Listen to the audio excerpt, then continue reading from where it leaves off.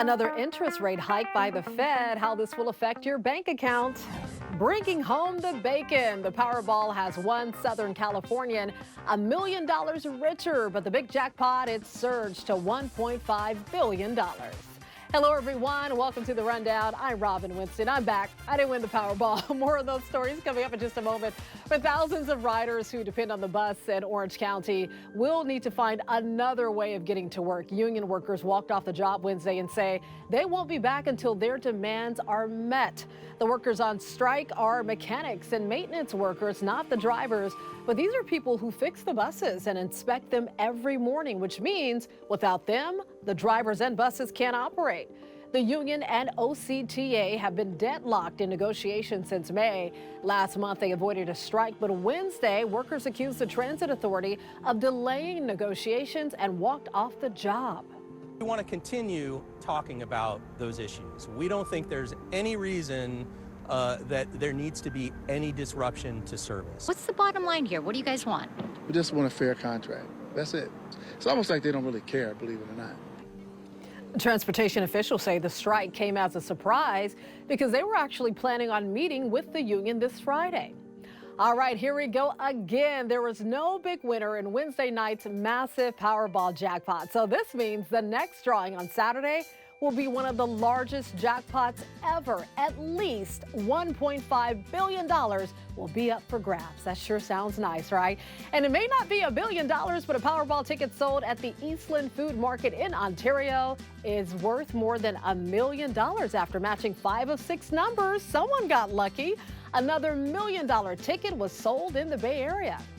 Southern California is getting a taste of winter, and the good news, you don't have to drive very far to enjoy it. Check this out. Snow has officially arrived in Big Bear. This is video showing snow flurries quickly filling up the bald eagle's nest.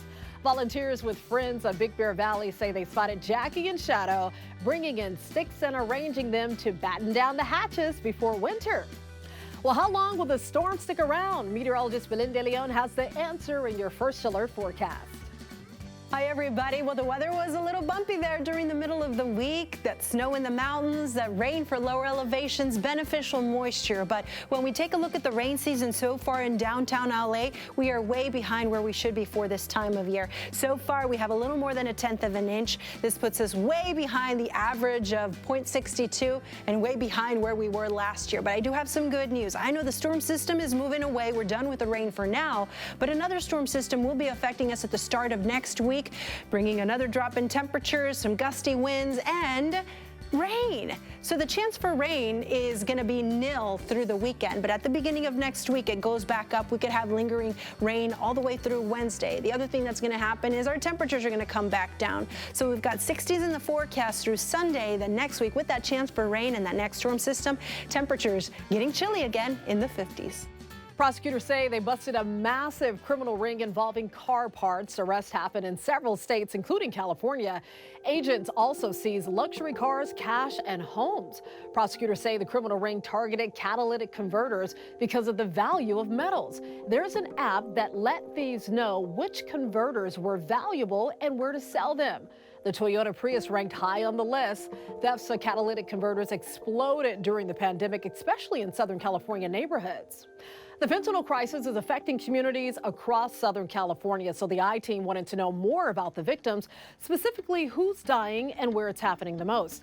Investigative reporter Lolita Lopez obtained records of overdose deaths that show just how critical the crisis has become.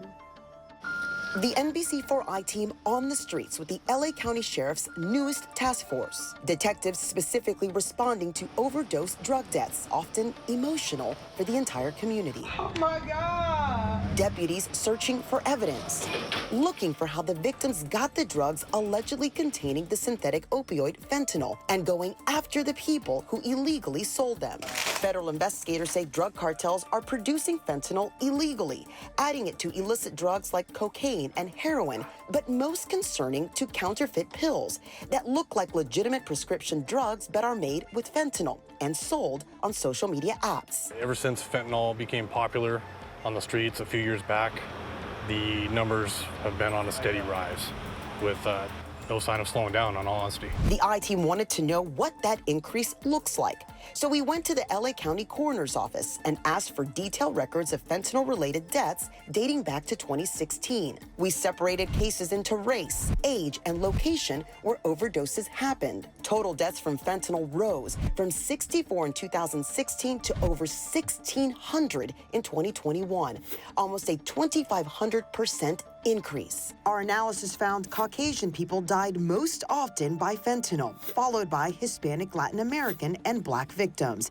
The coroner data also shows the highest number of deaths happened to people between the ages of 26 and 32, and over 150 deaths were teenagers between 14 and 19. Whether you're young, you're old, Black, white, Hispanic, female, male, it doesn't discriminate against your economic status. We're seeing it all over the place. The city of Los Angeles had the highest number of fentanyl deaths, followed by Long Beach, Lancaster, Palmdale, Torrance, and Santa Monica. So the thing about these overdose deaths is there is no set boundaries, you know. They affect every walk of life. For the I-team, Lolita Lopez, NBC4 News. Another aggressive move by the Fed to curb inflation. It raised interest rates by 0.75% to their highest level since 2008. This is the sixth increase just this year, and although the move was expected, stocks fell in response. It looks like the Federal Reserve could change its approach to bringing down inflation. Chair Jerome Powell signaled increases won't go away altogether, but they may slow down. A lot of people will feel the impact of this rate hike. Interest rates, like those for car loans and credit cards, are at highs not seen in more than a decade. Mortgage rates are climbing already over 7%, and there are wild swings on Wall Street. The supermarket chain Aldi is dropping prices on some items for Thanksgiving dinner. Aldi says it'll match prices from 2019 for several holiday favorites, including cornbread stuffing, rolls, apple pie, wine, and more. This is making me hungry. The discounted pricing is in effect now and will be available until November 29th. The MLS Cup trophy is now in LA ahead of Saturday's final between LAFC and the Philadelphia Union.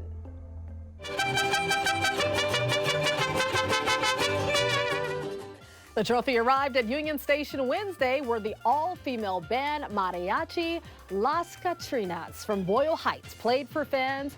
Saturday's match is already sold out, but keep in mind USC's homecoming game is also on Saturday. So if you are attending the MLS Cup final, there will be no parking in or around Exposition Park or Bank of California. There will be park and ride shuttles from Dodger Stadium, so plan ahead. Gmail is tracking your holiday packages. Google is updating the app so you won't have to leave your email account to see whether a gift will arrive on time. If your order has a tracking number, you'll see the shipping status right there at the top of the message. The opt-in or opt-out feature will be rolled out in the coming weeks and will work with most large providers like FedEx and UPS. I like this idea. All right, start dreaming of peppermint spice in everything nice. Starbucks has rolled out their iconic holiday cups and drinks. Yes, it's that time of year. So here's a look at this year's designs. From left to right, we have Ornament Wonder, Frosted Sparkle, Gift Wrap Magic, and Cozy Evergreen. But you won't find any new drinks this year. The classics will return, including the Peppermint Mocha. I'd like to have one of those right now. On a night when kids were all about getting candy, some were all about giving. Several kids were caught on doorbell cameras using their own candy to fill up empty bowls. This is so sweet. So you can actually see this little boy, check him out, dressed as Mario, take one piece of candy from the bowl that's nearly empty, but then he's going to turn around, he comes back, he runs to the porch, and he leaves 2 handfuls of his own candy to refill the bowl. Can you believe that? It's a kind gesture that was sure to put a smile on the rest of the trick-or-treaters' faces who dropped by the house that night. Whoever this kid's parents are or whoever raised him, they're doing a great, great job. You can always get news and weather updates on the NBCLA app and our website, NBCLA.com. And be sure to tune into Today in LA on NBC4 weekdays from 4 to 7 a.m. I'll be helping you get around with the traffic reports throughout your morning commute. I'll see you next time on The Rundown.